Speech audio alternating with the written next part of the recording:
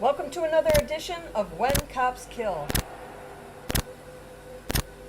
Man is dead in Lumberton after police say he brought a gun to a medical center, fired at officers before shooting himself.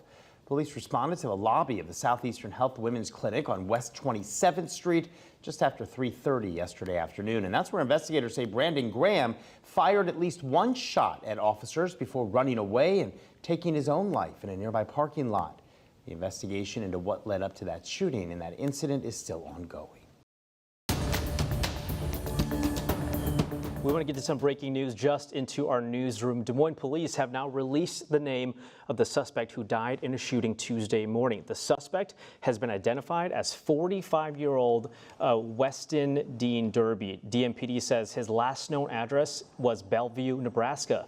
The officer shot is still in the hospital recovering at this time. The second officer is on paid administrative leave. DMPD said on Tuesday the injured officer was shot by the second officer on accident. All of this is still developing. We'll continue following this for you on air and online. Is shot and killed by police after an hours-long standoff at a mid-city home.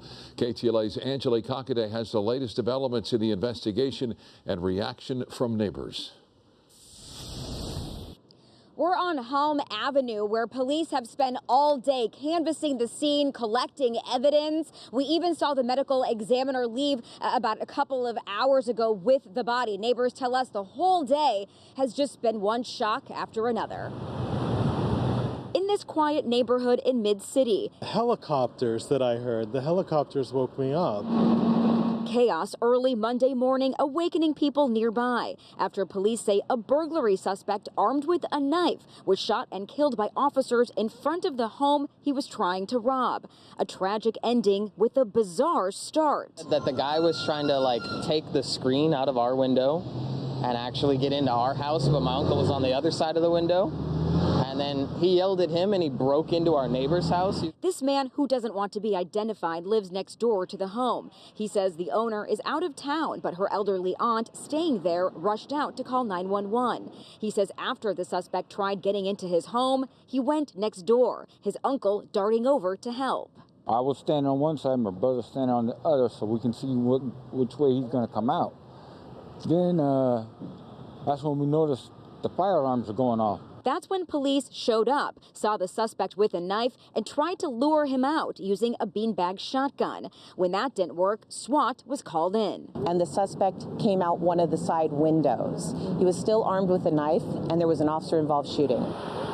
Crime scene tape blocked off the road for much of the day as police investigated. The whole incident leaving neighbor Mark Islam, whose house was broken into a few years ago, shaken up that it could happen again while he's inside. You could just be in your house and someone will break in, you know. That's scary. It's kind of scary, I think, yeah.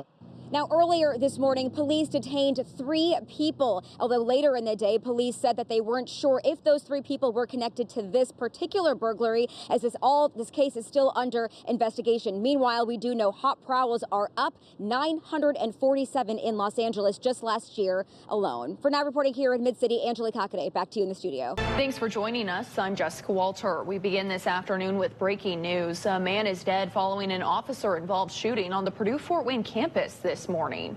21 Alive reporter Alex Knoll is live at PFW. Alex, a scary situation unfolding for people who happen to be on campus today. What can you tell us? Jess, Police Chief Scott Caudell confirmed one person was shot and killed by Fort Wayne police here on PFW's campus just outside of Kettler Hall. Police Chief Scott Caudell provided a statement describing what happened, but he did not field any questions from the media. Caudell says earlier this morning, Fort Wayne police officers were notified by the DeKalb County Community Corrections to locate what he described as an adult male violator who did not return to custody. Police say they eventually found the man on PFW's campus, and officers told dispatch the man had a gun. Caudell says just a minute later, shots were fired and the man was shot and killed. Caudell did not mention if the man pointed his gun or fired shots at police. Again, Chief Caudell did not take any questions from the media. According to police, this all happened in the span of about 30 minutes. Caudell adds no one else was hurt and there is no threat to the public. An alert was sent out as well by PFW, alerting students and faculty that the campus will remain closed for the rest of the day. Caudell says that the incident remains under investigation. Reporting live at PFW's campus, Alex Null, 21 Alive News. We have an update now to an 11 breaking news alert. A barricade situation in Pueblo that we first told you about at 4 is now being investigated as an officer-involved shooting. That shelter in place was lifted within the last half hour. Straight to Michelle Wells. She's live from, this is near Baltimore and Valley, which is not far from the Pueblo Country Club. Michelle, the man who was barricaded is now reportedly dead. So what do police say happened? Adam, Lindsay, police have now completely cleared the scene here and are doing their investigation. Police say this started around 1 when they got a call about shots being fired and a man with an AR-15. They say the suspect ran into an apartment in this area. Law enforcement then surrounded the apartment. Police say the man fired at officers about 2 or 3 times during this standoff, and at least 1 officer returned fire.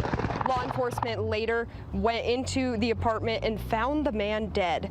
Police have not released the identity of the man, and we'll continue to update you as we learn more about this situation. Live in Pueblo, Michelle Wells, KKTV 11 News. I'm sure a lot of neighbors had to be troubled, so we'll follow up. Michelle, thank you. Investigation is stepping in to look into a shooting involving police in Dyersburg that left a man dead. Dyersburg is about an hour-and-a-half north of Memphis. Agents say just after 7 this morning, police were called to a house off Keat Street because a man was threatening to harm himself and officers. Police on the scene say the man was armed and they tried to de-escalate that situation. However, the man, later identified as Courtney Alexander, refused to drop his gun and pointed it at officers. Officers shot back, hitting Alexander. He died there at the scene.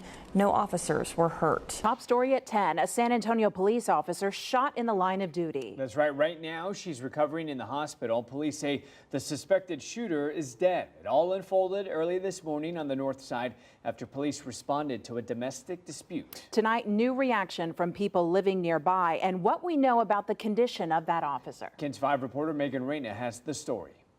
Right now, that officer who was shot several times is recovering here at BAMC. The CEO of the Texas law enforcement agency, CLEAT, posted on social media that she's in stable condition following surgery. He added that she was injured in the stomach and legs. Several people I spoke to who live in the area tell me this type of violence is unacceptable.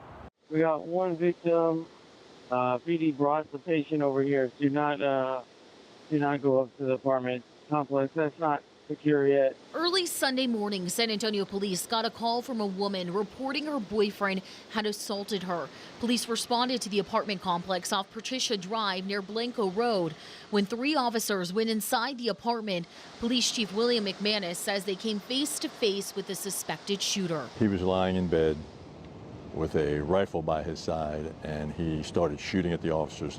McManus says the officers fired back, but the suspect had shot a female officer several times. Be advised that our victim is an SAPD officer, so as soon as you get here, jump in. They're going to take off the handstand. That officer was rushed into surgery. SWAT was then called out. In hours after the initial gunfire, they went inside the apartment and found the suspect dead. Don't know whether he took his own life or whether one of the rounds from the officers killed him. One man who lives nearby says he moved to San Antonio 2 days ago. Did you think it was going to be like a shooting or something like that? No. He's hoping both the officer and woman who made the initial call for help are okay. She didn't deserve to get shot. She was just coming to check on the car. That's all that was. So yeah, hopefully she does. Police have not identified the suspect or the officer that was injured. We do know the 3 officers involved have been with SAPD for less than 3 years. Reporting outside BAMC, Megan Reyna, KENS 5.